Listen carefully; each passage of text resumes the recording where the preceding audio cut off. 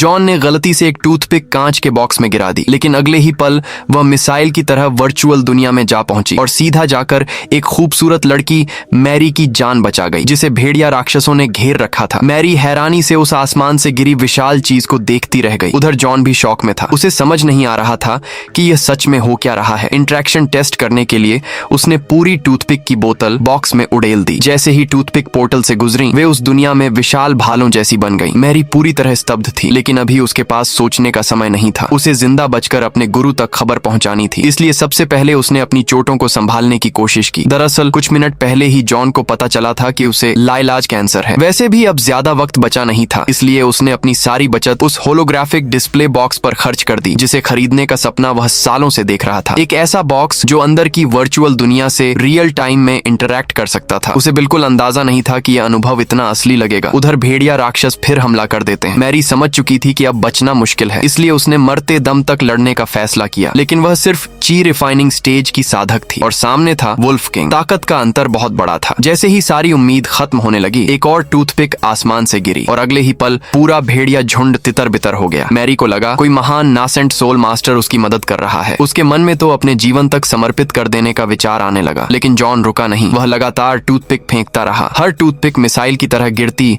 और राक्षस भागते चले जाते। आखिरकार पूरा झुंड अपनी मांद में लौट गया। जॉन खुद को किसी महान हीरो से कम नहीं समझ रहा था। उसे यह सब अविश्वसनीय रूप से रियल लग रहा था। कुछ देर बाद उसने देखा कि मैरी 7 दिनों से भूखी थी। भूख से बेहाल होकर उसने एक भेड़िया राक्षस को खाने की कोशिश की, लेकिन उसकी बदबू इतनी भयानक थी कि वह निगल ही नहीं पाई। यह देखकर जॉन ने एक लॉबस्टर का पंजा बॉक्स में डाल दिया। अगले ही पल उसका विशाल हाथ पोर्टल से गुजरा और रेगिस्तान में वह पंजा गिर गया। मैरी को लगा किसी प्राचीन दैत्य का पंजा उसके सामने आ गिरा है। वह तुरंत घुटनों पर बैठ गई और रहस्यमयी गुरु का धन्यवाद करने लगी। लेकिन जब उसने तलवार से खोल तोड़ने की कोशिश की तो खोल पर एक खरोंच तक नहीं आई। उसकी शक्ति अभी बहुत कम थी। आखिरकार जॉन को खुद अपने हाथों से पंजा तोड़ना पड़ा। मैरी ने जैसे ही उसका मांस खाया, उसकी आंखें भर आईं। इतना स्वादिष्ट भोजन उसने कभी नहीं चखा था। लेकिन तभी जॉन को कुछ अजीब महसूस हुआ। एक वर्चुअल इंसान असली खाना कैसे खा सकता है? वह इस रहस्य को समझने ही वाला था कि अचानक मुसीबत आ गई। लॉबस्टर की खुशबू से आकर्षित होकर एक विशाल सैंडवर्म वहां पहुंच गया। यह कोई साधारण राक्षस नहीं था। यह गोल्डन कोर स्तर का दानव था। मैरी की ताकत उसके सामने कुछ भी नहीं थी। फिर भी उसने पूरी शक्ति लगाकर उस पर छलांग लगा दी और किसी तरह अपनी तलवार उसके शरीर में घोंप दी। उसी पल उसे एहसास हुआ कि अभी अभी खाए गए लॉबस्टर ने उसकी साधना को बढ़ा दिया है। लेकिन सैंडवर्म दर्द से बेकाबू होकर तड़पने लगा। उसका विशाल शरीर इधर उधर पटकने लगा। अगर ऐसा चलता रहा तो मैरी कुचलकर मर जाती। जॉन बेहद घबरा गया। वह राक्षस को हाथ से कुचलना चाहता था, लेकिन मैरी उसके साथ उलझी हुई थी। जरा सी गलती उसकी जान ले सकती थी। तभी जॉन के दिमाग में एक आइडिया आया। उसने तुरंत एक चकमक पत्थर उठाया और जैसे ही सैंडवर्म मैरी को निगलने वाला था, आसमान से बिजली गिरी। एक भयानक गर्जना हुई और अगले ही पल पूरा सैंडवर्म राख बन चुका था। जमीन पर बना विशाल गड्ढा देखकर